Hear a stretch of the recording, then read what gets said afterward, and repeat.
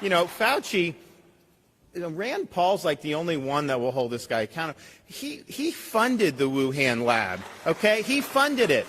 He lied about it. He's funded gain-of-function research. These are like mad scientists trying to create super viruses, and then this gets out of the thing, and look what we end up happening. They're doing these really cruel experiments on puppies that with tax dollars. I mean, really sick stuff. And I'm just thinking to myself, how much damage has this guy done? He's been the most destructive bureaucrat in the history of our country. I tell people that a recession is when your neighbor loses his job, a depression is when you lose yours, a recovery is when Dr. Fauci loses his job.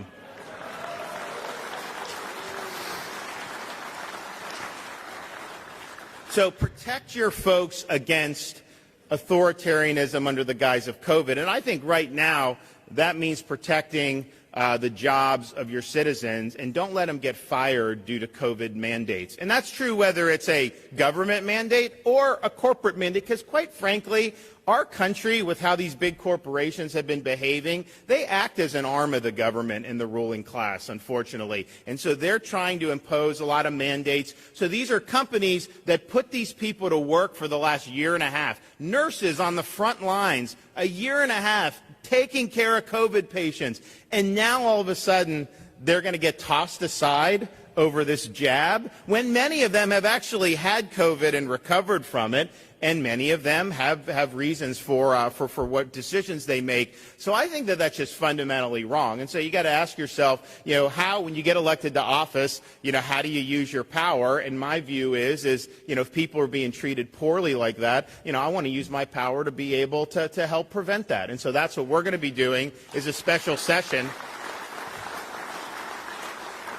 We're going to do a special session in Florida. We're going to protect people's jobs. First of all, our economy can't handle losing even 1% of people in these key areas. It will absolutely collapse trucking and all this other stuff. It'll be a total disaster. We want to do it, and I think some of the things that bothers me about it is just like, when did your employer become your medical custodian? This OSHA rule, they actually have to keep your records in your business. And I'm just thinking to myself, is that really the road that we want to go down? So I think this is a personal decision. I think it's a private decision. And I think the more we can say that our society is not going to bring different power to bear on people, the better we are. So I would encourage everybody, make sure you're meeting if you're already in session. If not, get in there. And provide protections for people. Because I'll tell you, this is something that folks remember. They're going to remember whether you stood up for them or whether you just saw them get pink slips and just said, hey, nothing I can do. So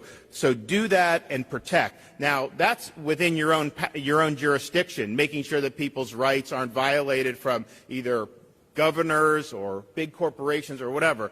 But I also think we have to take a stand against the federal government and what they're trying to get away with. And we have to vindicate our rights as states.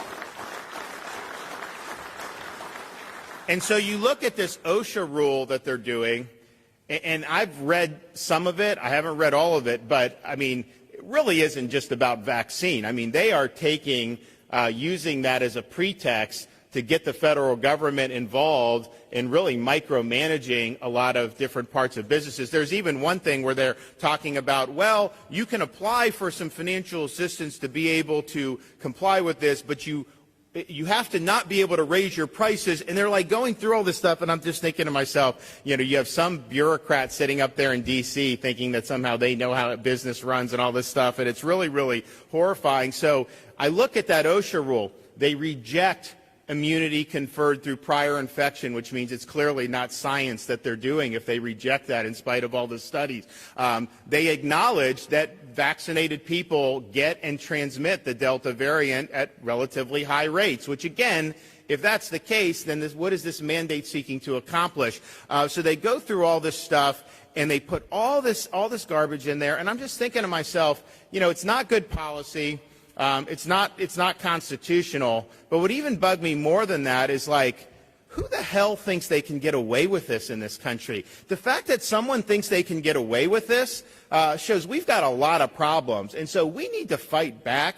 We need to have a strong response. Yes, we're filing lawsuits. Many of your states may be doing that. I think they'll probably be successful. But we as states, we need to make sure that from a political perspective, the executive and the legislative branch, that we view this as a total non-starter on day one. And we need to make sure we're protecting businesses from having the heavy hand of the federal government come down on them. And you think about it, it's the federal government has limited and enumerated powers. You know, the states, when they talk about vaccine mandates and they say, oh, courts have upheld it, understand what they've upheld is states and local doing different things. And in Florida, you know, we have the typical ones. We have exemptions. And it's fine. No one's complaining about it.